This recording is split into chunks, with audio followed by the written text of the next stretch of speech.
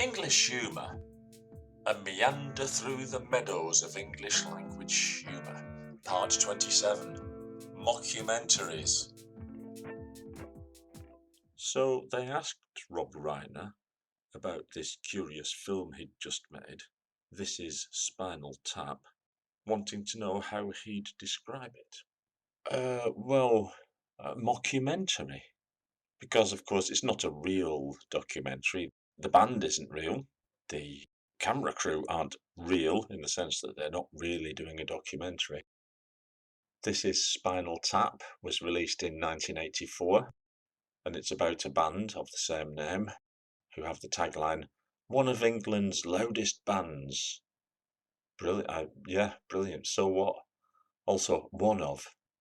It's a film that's full of clever scenes, and as with Monty Python's films and sketches and Withnail and I, and the TV series Peep Show, has spawned generations of fans who can quote the oeuvre at length. 11 and Amps go up to 10. Exactly. Does that mean it's louder? Is it any louder? Well, it's one louder, isn't it? One louder. Why don't you just make 10 louder and make 10 be the top number and make that a little louder? These go to 11. Yeah. And they run screaming. So before we leap on, let's have a look at some possible precursors of the mockumentary. Orson Welles' famous radio broadcast in 1938 of War of the Worlds that made people panic and flee to the streets was presented as a radio program with constant interruptions on the developing invasion by the Martians, and people took to their streets, 1/12 of the 12 million listeners according to one estimate. But there's no real hard evidence for this. There were only 1 million listening anyway, as it was programmed against a very popular radio show, the Chase and Sanborn Hour, with ventriloquist Edgar Bergen. Note that a radio ventriloquist has so infuriated the father in Woody Allen's radio days. The characters in A Hard Day's Night are John, Paul, George and Ringo, and the film is a bit of a landmark. It spawned some copycat, kaleidoscopic imitations, but it purports to show the Beatles with an inside view, so we see how they react to the fans running after them and wanting autographs and being on tour, etc. And do Monty Python themselves have a claim to being among the first exponents of the mockumentary? In their TV series, they do feature spoof documentaries such as Hell's Grannies and The Piranha Brothers, with a typical documentary voiceover explaining to us who the people are, what's going on, and letting them speak. This is a frightened city. Over these streets, over these houses hangs a pall of fear. An ugly kind of violence is rife, stalking the town. Yes, gangs of old ladies attacking fit, defenseless young men. And then we have a different style with the emergence of Peep Show, where we see things through the characters' eyes and hear not only them speaking, but also the real things that they're thinking in their heads. This ran from 2003 to 2015 and is Channel 4's longest running comedy. Lucky for them, really, because after the 4th series, they were getting fewer than 1 million viewers, which isn't very good in television, apparently. But Mitchell and Webb were having success with their double act on the television, so that kept them going for a bit. And in any case, it was always a cult thing. From the satirical TV programmes to the spoof documentaries, such as Brass Eye, for example, we have the vestiges of the mockumentary. Tough copy on fact. Just 2 days ago, it was revealed that convicts in Dartmoor prison had been running an international airport for over 14 years. I am not an expert on air traffic control. I thought they were landing nearby, but not in my prison. Brass Eye, Wednesday, 9:30 on 4. The unfortunate sports presenter of the day-to-day, Alan Partridge, became quite a personality in his own right. He wrote an autobiography, there are films about him, and of course he doesn't exist. Now, The Office, 2001 to 2003, in Britain with Ricky Gervais, as the appalling office manager before it transferred to America, and Steve Carell. That is a mockumentary. It's done in the style of what was called fly-on-the-wall shots, watching people at their everyday tasks, intercut with interviews, and also dialogue which we're led to believe the presence of the camera isn't affecting.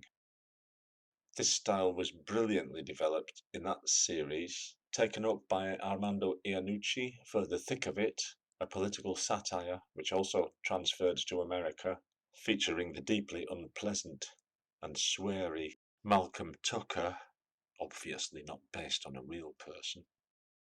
The same technique was used in John Morton's 2012 about the committees organising the 2012 Summer Olympics in London.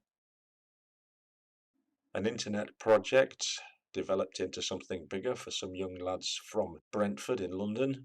They were given chances until they went all the way up the chain to a BBC Two television debut in 2018. They play sort of themselves in People Just Do Nothing, which follows the adventures of this bunch of friends as they try to run a music station from a flat while one of the grannies is in hospital. And I think we're up to date, at least as far as I'm going. This is the last of the segments on formats, and I've hardly even mentioned the vinyl record as a medium. This was very important in the careers of a lot of comics when buying records was a normal thing. Sometimes, instead of a music one, you get a spoken word one. Monty Python released vinyl LPs. Mike Reed at the start of his career was available on vinyl. In the 50s in America, Bob Newhart had pioneered the one-sided phone call technique. Tobacco. What's tobacco, Walt? A leaf. You've got 80 tons of it. You bought 80 tons of leaves, Walt? Oh, you're beautiful, Walt. Walt, I don't know if you noticed last time, we have plenty of leaves over here in England. It's a special kind of leaf. It's some kind of food, is it? Walt? You can chew it? Or stuff it in a pipe?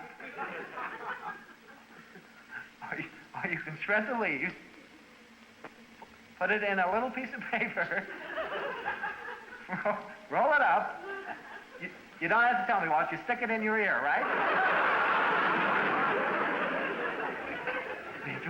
Between your lips. Okay, Walt. And then what do you do with it?